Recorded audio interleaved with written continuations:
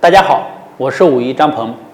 今天呢，为大家分享一个调理我们嗓子痛、嗓子发干、发痒、咳嗽的方法。这个方法呢，就是灸痧。好，下面我为大家示范和讲解。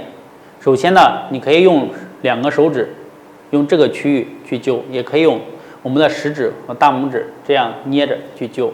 好，我喜欢用2个手指，然后夹着，从我们的下巴这里开始，然后一点一点的，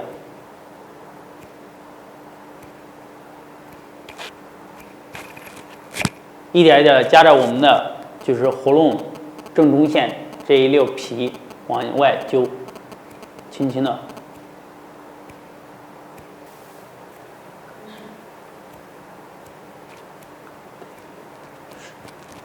如果说你的嗓子上火、咳嗽、干痒的话，你会灸很快的，这就会出痧。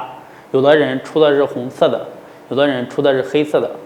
红色的可能就是上火、嗓子痛啊，黑色的就是干咳、遇冷、咳嗽。每个人的情况是不同的，把这个灸一灸。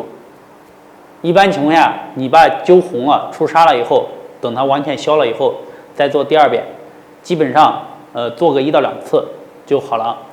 如果特别严重的，可以多做2次，就是每一次做完，等到完全消了再做第2次。大家根据自己的情况选择次数。好，今天呢我们就分享到这里。大家有什么问题，可以在下面留言、评论或者私信，谢谢。